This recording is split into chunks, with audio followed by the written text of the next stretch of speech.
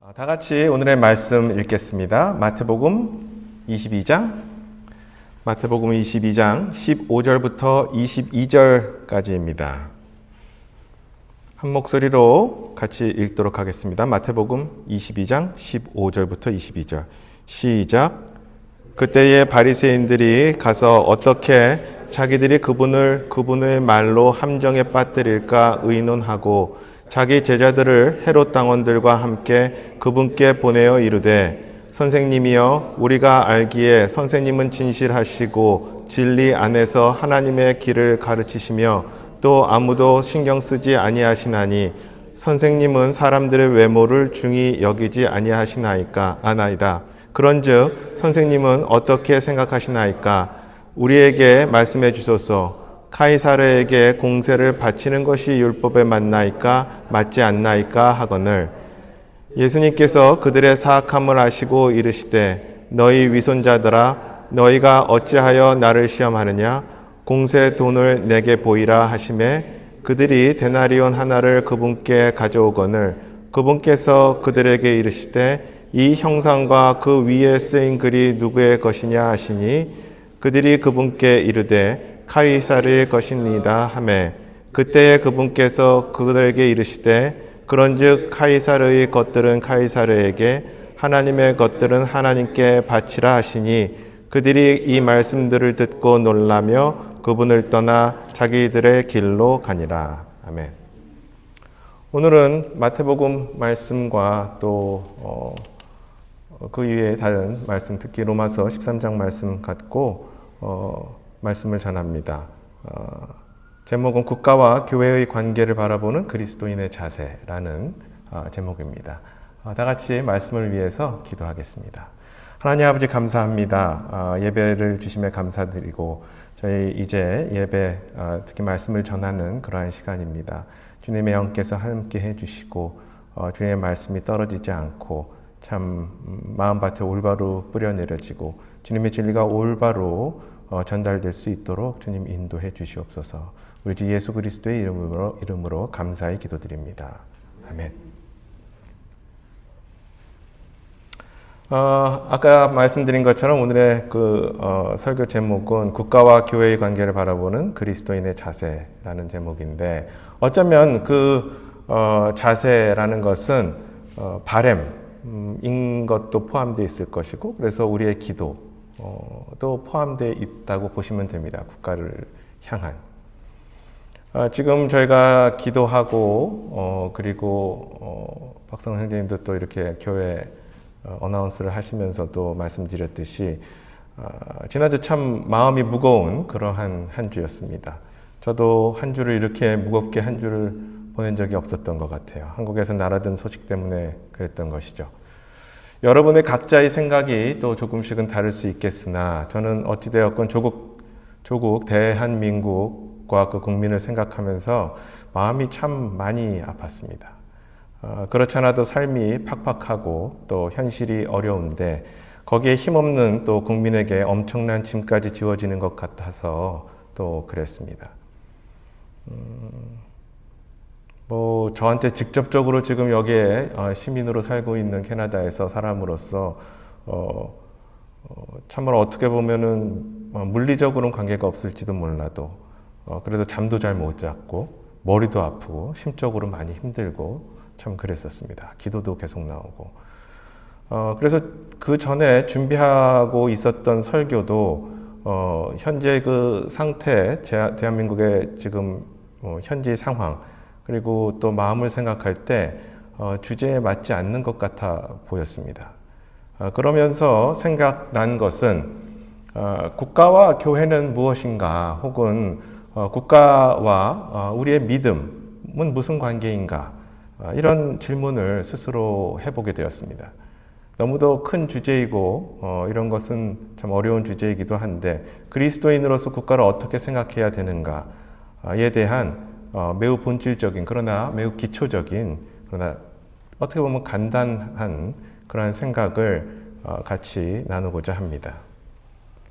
국가에 대해서 아마도 각 교회들이 생각하고 있는 것은 조금씩은 다를 수도 있습니다. 그러나 저는 개인적으로 설교를 통해서 혹은 교회를 통해서 교회에서 정치 이야기하는 것을 자제해 왔습니다. 거의 하지 않고 설교에서는 한 적이 없었던 것 같아요. 지금도 그렇게 하고 싶은 생각은 없습니다. 어떤 설교자는 국가, 정치, 정책 등을 나누어 생각해서 어떤 것은 선택적으로 참여해도 되고 안 되고 매우 이 전체적인 국가 정치 정책에 대한 것을 적극적으로 참여하는 그리고 강의도 하고 초청도 하고 이러한 곳도 있고 어떤 곳은 선택적으로 몇 가지는 하고 몇 가지는 하지 않고 하는 등의 그런 모습을 보이기도 합니다. 저는 문화, 역사 이런 것에 관심이 많은데 안타까운 것은 우리나라에 계신 분들 혹은 사람들은 미국의 것들을 많이 공부하신 분들도 있고 미국의 역사 혹은 교회 이런 것도 이제 많이 공부하신 분들도 있는데 안타까운 것은 많은 사람들이 미국의 보수, 진보를 한국의 보수, 진보와 동일시해서 생각하는 경우가 있어요. 그래서 미국의 보수의 정책이 마치 한국의 보수 정책과 동일시하고 미국의 진보를 한국의 진보와 동일시하면서 나타나는 오해들을 저는 많이 봅니다. 그걸 잘 이해를 못 하시는 것 같아요. 사실 역사와 문화와 사회적으로 전혀 다른 배경을 갖고 있는데 말이죠.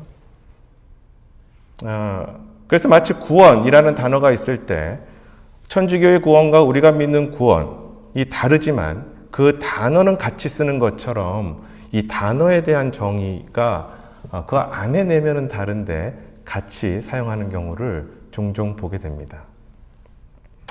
그러면서 사실 많은 오류를 생산해내고 있음을 보면서 안타까움이 많기도 합니다. 그렇지만 이제 오늘 그런 것을 다루고자 하는 것은 아니고요. 도리어 그리스도인과 국가를 어떻게 생각해야 하나 하는 것을 간단히 나누고자 합니다. 어떻게 보면 좀 이상적으로 들릴 수도 있을 것 같습니다. 오늘 구절은 참으로 유명한 그러한 구절입니다. 예수 그리스도께서는 생애 마지막 주에 예루살렘에 있는 성전에서 가르치셨습니다. 그러는 동안 바리새인들에게 예수 그리스도는 그들에게는 눈의 가시였습니다. 예수 그리스도가. 그래서 15절에 오늘 읽은 그때의 바리새인들이 가서 어떻게 자기들이 그분의 말로 함정에 빠뜨릴까 의논하고 이렇게 쓰여 있는 것이죠. 너무 미웠으니까. 예수 그리스도를 올가미에 넣을 계략을 그렇게 찾고 있었던 것입니다. 그리고 17절에 예수님에게 이런 질문을 하게 된 것이죠. 그런즉 선생님은 어떻게 생각하시나이까? 우리에게 말씀해 주셔서 카이사르에게 공세를 바치는 것이 율법에 왔나이까? 맞지 않나이까? 하거늘. 공세, 즉 세금은 그 나라의 왕에게 내는 것입니다. 궁극적으로. 그렇죠? 그 당시. 유대인의 왕은 그런데 하나님 아닙니까? 그러나 카이사르에게 세금을 바치는 것이 옳습니까? 이런 질문을 한 것이죠. 만약에 바치는 것이 옳다라고 한다면 그건 하나님을 왕으로 인정하지 않는 발언이 되면서 유대 자신의 백성들을 배반하는 그러한 대답이 되는 것이죠. 세금을 걷는 세리들을 유대 백성들은 진정 혐오했던 것만 봐도 우리는 알 수 있습니다. 즉 세금을 내라고 했다면 예수님을 마치 세리와 같은 사람 취급을 하려고 했었던 것이었습니다. 반대로 카이사르에게 세금을 내지 말라고 대답을 하게 되면 지금 통치하고 있는 로마를 대적하는 사람이 되어서 그 국가에 그를 고소하고 심지어는 예수 그리스도를 죽임을 당하게끔 해도 이상하지 않을 그러한 상황을 가능하게 할 그러한 질문을 예수 그리스도께 던졌던 것입니다. 사실 어떻게 보면 이 바리새인들은 예수님께 어떤 소위 외통수라 그러죠. 외통수 질문을 하게 되어서 어떤 대답을 해도 곤경에 처하게 하는 그러한 질문을 했었던 것입니다. 그때 예수님께서는 그 유명한 답변을 하십니다. 그분께서 그들에게 이르시되 그 형상, 그 데나리온에 있는 형상과 그 위에 쓰인 글이 누구의 것이냐 하시니 그들이 그분께 이르되 카이사르의 것이니이다 하매 그때 그분께서 그들에게 이르시되 그런즉 카이사르의 것들은 카이사르에게 하나님의 것들은 하나님께 바치라 하시니.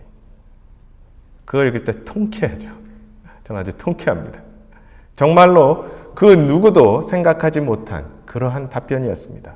바리새인들은 15장에서 읽은 것처럼 오랫동안 의논하고 생각해내서, 즉 인간이 생각할 때 와 이건 도저히 생각할 수 없을 것 같은 외통수 질문같이 해서 던졌지만 예수님은 그 놀라운 지혜로 이런 답변을 하셨던 것이죠. 도리어 꿀먹은 벙어리가 되어버린 사람들은 그 질문을 한 바리새인 사람들이었습니다. 22절에 보면 그래서 그들이 이 말씀을 듣고 놀라며 그분을 떠나 자기들의 길로 가니라. 얼마나 뻘쭘한 얼굴을 상상해 보십시오. 뻘쭘해서 그 말씀에 압도되어서 이제 자기 길로 가는 그러한 모습들을 상상해 보시기 바랍니다. 사실 이 말씀은 국가와 믿음, 더 나아가 국가와 교회의 분리에 대한 이야기를 할 때 중요한 근거로 또한 이야기하는 그러한 구절입니다.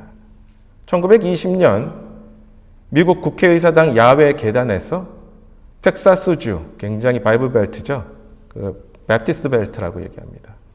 텍사스주 침례교 목사님인 조지 트루엣이라는 그 목사님께서, 침례교 목사님이 15,000명이 넘는 사람들 앞에서 설교를 합니다. 이 예수 그리스도의 대답을 그리고 인용을 합니다. 카이사르의 것은 카이사르에게, 하나님의 것은 하나님에게, 이렇게 말이죠.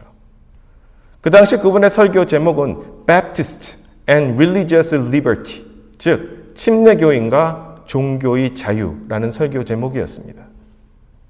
그는 이 설교에서 미국이 종교의 자유와 국가와 종교 분리의 원칙 위에 미국이 설립되었다, 이렇게 설교를 합니다. 그는 종교 자유와 정교 분리를 옹호하는 핵심 요소로 반카톨릭 관점을 상세히 그 설교를 통해서 설교를 합니다. 그는 카톨릭의 세례를 통한 구원의 교리, 세례를 받으면 구원받거든요, 거기는. 그리고 주의 만찬식 빵이 실제로 예수 그리스도로 변한다는 화채설이죠. 이런 것이 본질적으로 그리스도의 복음을 전복시키려는 것이라 주장을 했습니다. 또한 카톨릭 교회가 개인의 혼과 하나님을 분리시키기 위해 설계되었으며 이를 통해 하나님의 은혜를 좌절시키고 양심의 자유를 파괴하며 하나님의 왕국 도래를 방해하는 섬뜩한 폭정으로 만들고 있다고 이야기합니다. 그는 카톨릭의 정교 분리를 해야 된다며 그들의 교리를 거부하며 교황권이 그 당시 미국 정부를 통제하려고 하는 움직임이 있음에 대해서 경고를 합니다. 그리고 국가와 교회, 국가와의 믿음의 분리를 강하게 그렇게 설교를 했었던 것이죠. 사실 침례인들은 그들의 역사는 어쩌면 국가와 종교의 분리를 주장했었던 역사이기도 합니다.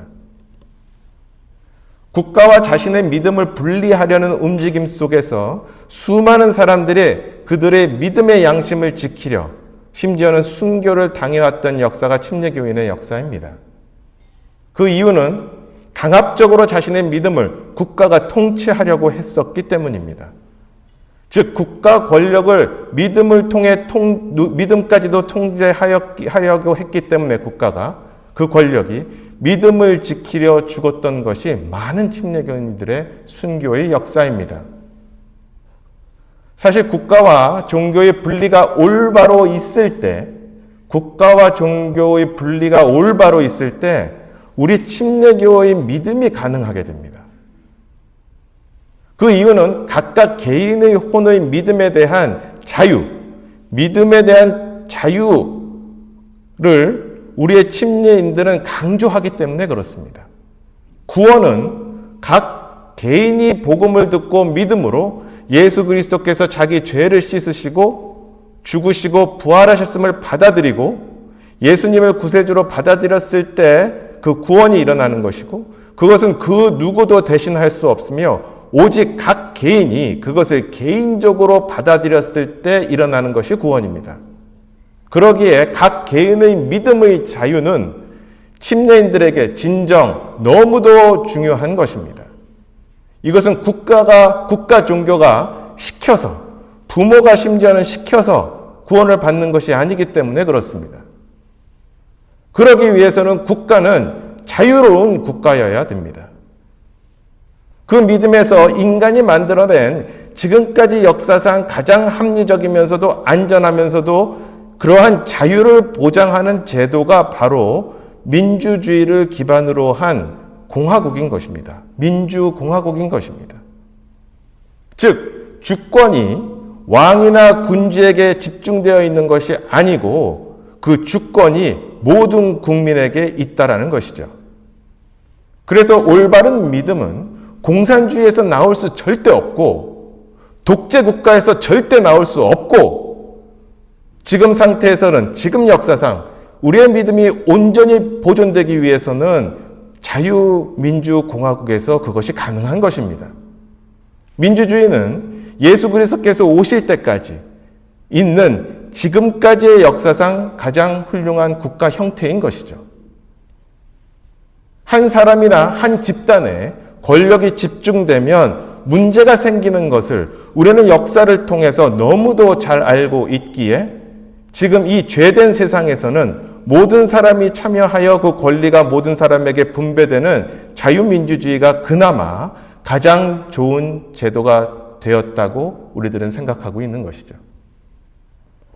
침례교인들은 그래서 교회와 국가의 제도가 분리되어 있고 국가와 종교가 서로를 통제하려고 하지 않을 때 그때 가장 상호적인 이익이 잘 나타난다고 주장합니다. 그게 침례교인들의 주장이에요.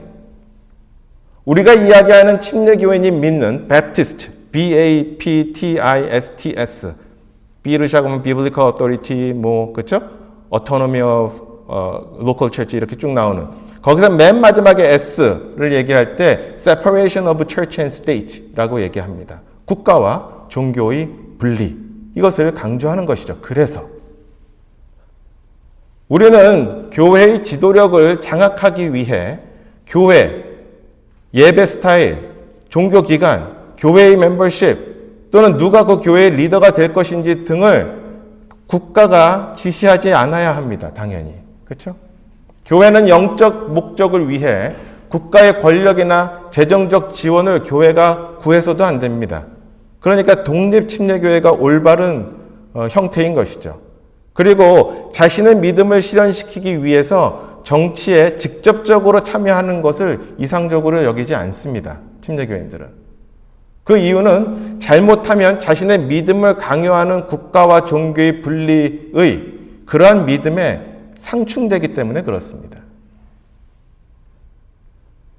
천주교는 수없이 많은 문제가 있었지만 중세부터 근대에 이르기까지 천주교의 믿음을 과거에 계속해서 그들이 국가 종교로 만들어서 사람들에게 믿음을 강요하고 통제하고 조정하려고 했다라는 것에 큰 문제가 있었던 것이죠. 그냥 역사적으로 봤었을 때, 믿음을 떠나서 봤을 때도 말이죠. 그러기에 믿음의 자유를 외쳤던 침례인들이 그렇게 죽어왔던 것 아니겠습니까? 그럼 국가와 종교의 분리에 대한 믿음을 갖고 있다고 해서 국가에 대해 무지한 상태로 우리가 관심 없이 있어야 하는가? 그렇다면 또 그것도 아닙니다.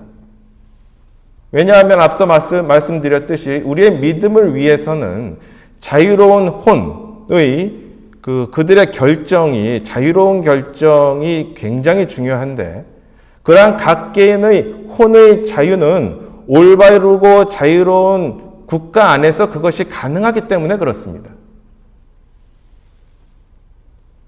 민주공화국에서는 헌법이 보장한 형태로 그렇게 유지가 되며 헌법이 개인의 자유를 억제하려고 있지 않고 민주공화국은 개인의 자유를 허용하려는 것이 민주주의의 헌법의 골자입니다. 우리나라도 마찬가지죠. 그러기에 우리는 국가의 정책에 관심을 가지고 국가를 위해서 그렇게 기도를 해야 됩니다. 헌법을 올바로 지키려고 하는지를 분명히 봐야 되는 것이죠. 우리가 기도해야 하는 가장 큰 이유 중에 하나는 우리의 믿음의 자유 그리고 혼의 자유를 유지하기 위해서 그렇습니다. 그럼 그리스도인으로서 어떤 기도를 해야 하는가? 기도하기 전에 우리가 우선 인지해야 하는 것은 세상의 모든 권력은 하나님의 주권 하에 허락되어 있다. 하나님으로부터. 이것을 기본적으로 굉장히 강하게 믿어야 합니다. 로마서 13장 1절을 보면 모든 혼은 더 높은 권력들에게 복종할지니 하나님으로부터 나지 않은 권력이 없으며 이미 있는 권력들도 하나님께서 임명하셨느니라. 아멘. 이 말씀은 어쩔 때는 참 받아들이기 어렵습니다. 그렇지만 모든 세상 권력은 하나님의 허락하에 있다라는 것을 기본적으로 우리는 받아들여야 합니다. 하나님 말씀에 그렇게 쓰여 있기 때문이죠. 하나님께서는 이스라엘 민족 주위에 하나님을 믿지 않는 이방 왕국들을 허락하셨고 그들을 통해 이스라엘 백성을 다뤘습니다. 하나님의 의도가 없이 그러한 권력들이 주어지지 않았었습니다. 그렇기 때문에 무도한 정권이라 하더라도 그 안에서 그리스도인들이 해야 할 일들을 찾는 것은 매우 중요합니다. 그때 우리가 봐야 할 것은 다시 말해 교회의 자유, 영적인 자유 혹은 혼의 자유를 억압하는 정권인지를 인지해야 되는 것이죠. 그런데 우리가 때로는 놓치는 부분이 있는데 로마서 13장 밝은 읽은 1절 그 아래로 읽어보면 이 구절들은 정부 혹은 국가 권력이 법과 질서를 제공하기 위해 하나님에 의해 임명되었음을 또한 간접적으로 나타내고 있습니다. 즉 모든 권력은 하나님께로 왔지만 궁극적으로 그들의 책임은 1차적으로 법과 질서를 제공하기 위함인데 그 이유는 그리스도인들의 믿음의 자유를 허락하기 위해서입니다. 기본적으로. 그래서 제가 읽어보면 그러므로 누구든지 권력에 거역하는 자는 하나님의 규례를 거역하나니 거역하는 자들은 스스로 정죄를 받으리라. 치리자들은 선한 일이 아니라 악한 일에 대하여 두려움이 되나니 그런즉 내가 권력을 두려워하지 아니하려느냐 선한 일을 행하라 그리하면 내가 바로 그에게 칭찬을 받으리라. 그러나 하나님의 사역자로서 내게 선을 베푸느니라. 그러나 내가 악한 것을 행하거든 두려워하라. 그가 헛되이 칼을 차지 아니하나니 그는 하나님의 사역자요 보복하는 자로서 악을 행하는 자에게 진노를 집행하느니라. 그러므로 너희는 진노 때문만이 아니라 양심을 위해서도 반드시 복종해야 하느니라. 아멘. 권력에 복종해야 하는 것은 우리가 해야 할 것이다 라는 것을 말씀하십니다. 하지만 동시에 그 권력이 하나님의 사역자로서 우리에게 선을 베푸고 있음을 또한 전제로 합니다. 그러니 여기서 국가와 그리스도인 사이에서 관계 사이에서 우리에게 기도할 것의 소망의 첫 번째가 나옵니다. 우리가 기도해야 할 것은, 우리가 바라야 될 것은, 그리고 우리가 주목해야 될 것은 모든 권력이 하나님의 허락하에 나왔다는 것을 분명히 인지하면서 정부가 분명히 법과 정의와 질서를 올바르게 유지하느냐 그것을 보고 정부가 그렇게 할 수 있도록 기도해야 된다는 것이죠. 즉 정부가 분명히 정의와 법과 질서를 올바르게 유지할 수 있도록 기도해야 된다는 것입니다. 3절에 보면 선한 일을 행하라 그리하면 내가 바로 그에게 칭찬을 받으리라 하는데 즉 하나님 아래서 선한 일을 행하는 것이 인정되고 정부가 감사할 수 있는 그러한 국가가 될 수 있도록 기도하라는 겁니다. 무슨 얘기인지 아시겠어요? 하나님의 선한 일을 우리가 할 때 국가가 그것을 인정해 줄 수 있는 그러한 국가가 될 수 있도록 국가를 위해서 기도를 하라는 얘기입니다. 그것은 국가가 올바른 정의가 세워져 있을 때 가능한 일입니다. 하나님의 말씀대로 따라지는 그러한 국가가 될 때 가능한 일입니다. 인간이 만든 체계 아래에서는 헌법과 민주주의의 가치를 올바로 실현하는 국가일 때 매우 근접하게 이게 가능하게 됩니다. 그것이 우리 개인의 믿음의 자유를 보장하는 아주 근본적인 그러한 이유가 되기도 합니다. 두 번째로 기도해야 될 것을 또한 우리가 바라야 될 것은 또 우리가 현 정부들을 바라봐야 될 것은 정부 지도자들은 국민의 이익을 위해서 행동하기를 그렇게 하고 있는가를 또 그렇게 하기를 기도하고 바라야 된다는 것입니다.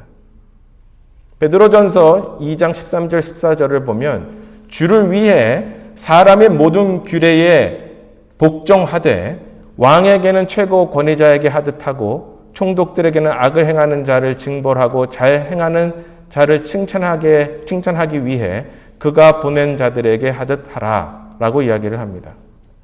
앞서 말씀드린 것과 비슷한 이야기일 수 있는데요. 정의와 질서와 자유를 지키기 위해 국가가 국가를 운영하는 지도자들이, 국가와 그 국가를 운영하는 지도자들이 그것을 올바로 행할 수 있도록, 그들의 올바른 그 상태를 가질 수 있도록 기도해야 된다는 것이죠. 우리는 분명히 국가와 그 정부가 지금 국민에게 이익의 행동을 하고 있는지 그렇지 않은지를 관찰할 그럴 의무가 있습니다. 그리고 그것을 위해 기도해야 되는 것이죠. 또한 하나님의 뜻과 전혀 반대로 하고 있다면 진정 믿음의 양심에 따라 발언을 하거나 행동하는 것을 제한하지 않습니다. 폭력적인 방법이 아닌 방법으로 말이죠. 왜냐하면 사도행전 4장 19절을 보면 그러나 이 베드로와 요한이 그들에게 응답하여 이르되 너희 말을 듣는 것이 하나님의 말씀을 듣는 것보다 하나님의 눈 앞에서 옳은지 너희가 판단하라. 우리가 보고 들은 것을 말할 수밖에 없노라 라고 이야기합니다. 사도행전 5장 29절을 보면 이에 베드로와 다른 사도들이 응답하여 이르되 우리가 사람들보다 하나님께 순종하는 것이 마땅하니라 이렇게 대답을 합니다. 그러나 기본적으로 우리가 동시에 알아야 할 것은 역사적으로 침례교인들은 국가에 대하여 상당한 충성과 로열티를 가져왔습니다. 그러나 우리는 무조건적인 따름이 아니라 그것을 행하는 사람들이 하나님의 눈앞에서 옳은지 판단해야 하는 것이 굉장히 중요합니다. 그들이 헌법을 제대로 지키고 그것을 지키기 위해 올바른 프로세스, 즉 올바른 과정을 지키고 있는지를 봐야 합니다. 그렇기 때문에 그 과정을 뒤집으며 권력을 잡는 것에 대한 위험성을 우리는 분명히 인지해야 합니다. 그 이유는 과정을 뒤집는 것은 다시 말해 독재의 위험을 갖고 있고 독재는 분명 헌법의 가치의 중요성, 가장 중요한 언론 집회 결사, 즉 믿음의 자유를 제한하거나 억압할 가능성이 매우 높기 때문에 그렇습니다. 이 자유는 미국의 그리스도인들과 그들의 가치를 중요시한 미국의 건전한 정치가, 법률가들이 미국의 수정 헌법을 통해서 헌법의 가장 중요한 것 중 하나로 만든 국가의 가치며 헌법으로 만든 것입니다.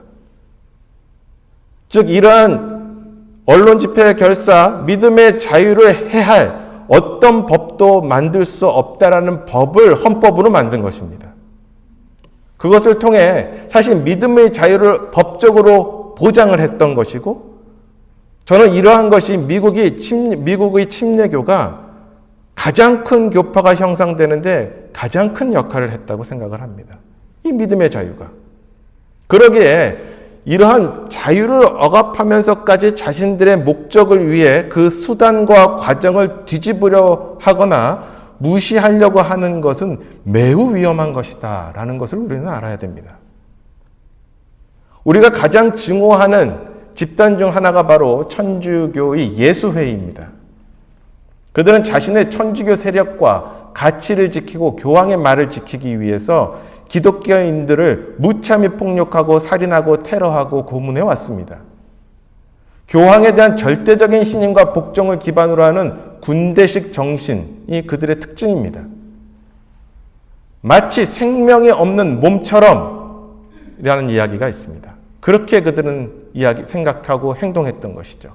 세계 어디에 있든지, 세계 어디로 가든지 교황의 지시에 따라 그것이 어떤 일이라고 하더라도 그들의 교황을 지키기 위해서는 무조건 모든 것을 행한다라는 것이 예수회의 일들이었습니다.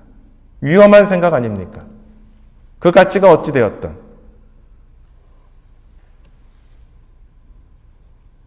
그러한 맹목적인 가치가 그러한 폭력적이고 무자비한 잔인한 수단을 결코 정당화할 수 없습니다. 우리는 지금도 나라의 권력을 갖고 있는 사람들이 그렇게 그들의 가치가, 그들이 믿고 있는 것들이 폭력적인 수단과 억압을 정당화하지 않기를 기도해야 됩니다. 그리고 헌법을 지키는 데 있어서, 그리고 자유민주주의를 지키기 위해서 그 수단의 정당성이 있는지 없는지를 우리는 잘 살펴야 할 것입니다. 올바른 과정을 중시하는 것이 민주주의입니다. 그러기에 한국 사람들보다 민주주의가 오랫동안 있었던 곳이 프로세스를 중요시합니다. 우리나라는 야 이거 중요한 게 뭐 있어? 그냥 건너뛰고 이거 해. 저도 그런 생각을 갖고 있는데 제가 외국에서 오래 살면서 외국인들과 일을 오랫동안 하면서 그들이 중요시하는 것은 프로세스입니다. 그래서 프로세스가 뭔데? 그래서 스탠다드가 뭔데? 스탠다드를 지켰어 안 지켰어? 제가 하는 일이 그거거든요. 스탠다드를 지켰어 안 지켰어? 프로세스 건너뛰었어 안 지켰어? 모든 기록에 그래서 저희는 어드밋을 할 때, 대학을 입학을 할 때 basis of admission, 입학의 근거에 대한 것을 이렇게 씁니다. 한 사람마다. 왜 내가 무슨 과정을 거쳐서 이 학생을 입학하게 했는가. 아무도 보지 않아요. 그런데 남깁니다. 기록을. 왜냐하면 그것이 프로세스니까. 정당하고 옳은 길이니까. 누가 봐도 그것은 옳은 것이니까. 100년 뒤에 봐도 그 기록을 보면 옳으니까. 그래서 남기는 겁니다. 그러니 프로세스를 뒤집고 빼고 삭제하여 목적을 달성하려는 그러한 사람들을 조심해야 됩니다. 셋째로, 그리스도인이 국가에서 해야 할 것은 오늘 말씀드렸듯이 국민으로서의 기본적인 책임을 충실히 할 수 있도록 기도하고 또한 그렇게 행해야 된다는 것입니다. 이것은 당연한 얘기입니다. 오늘 말씀처럼 세금을 내고 또한 정부에 기본적으로 순종해야 한다는 것이죠. 또한 기본적으로 앞서 얘기했듯이 하나님 아래서 선을 지속적으로 행해야 한다는 것입니다. 그게 아까 말씀드렸듯이 박성호 형제님도 말씀하신 것처럼 어나운스하면서 교회의 가치와 교회의 그 복음과 올바른 진리가 쇠퇴되어 가는 것이 지금 우리 교회와 우리나라의 문제입니다. 그것이 회복되기를 기도해야 됩니다. 하나님의 진리가 회복되도록, 복음이 회복되도록. 왜냐하면 윤리와 도덕은 올바로 구원받은 사람에게 당연히 나타나게 되는 그 다음 단계의 열매들이기 때문에 그렇습니다. 윤리와 도덕만을 강조하고 있는 지금의 교회의 상태를 보면 그것이 문제이기 때문에 그렇죠. 13장, 로마서 13장 이어지는 말씀에 이런 까닭에 너희가 공세도 바치나니 그들은 하나님의 사역자로서 바로 이 일에 항상 힘쓰느니라. 7절에 그러므로 모든 사람에게 그들이 마땅히 받을 것을 주되 공세 받을 자에게 공세를, 관세 받을 자에게 관세를, 두려워할 자에게 두려움을, 존경할 자에게 존경을 주라. 그러면서 그리스도인이 국가에 대해서 어떠한 책임을 갖고 있어야 되는지를 이야기하고 있습니다. 기본적으로 국가의 시민으로서 또한 우리는 마땅히 우리가 해야 할 일들, 의무들을, 책임들을 또한 해야 되는 것이죠.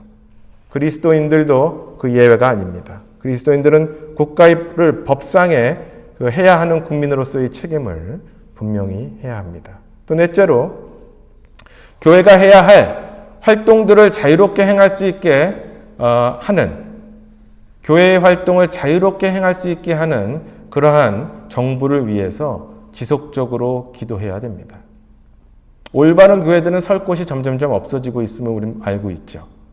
그러니 정부가 그렇게 하지 않고 교회가 할 수 있는 일들을 자유롭게 할 수 있게 하도록 기도해야 됩니다. 교회라는 단어는 구원받은 사람들의 실제적인 모임, 지역교회를 일반적으로 뜻합니다.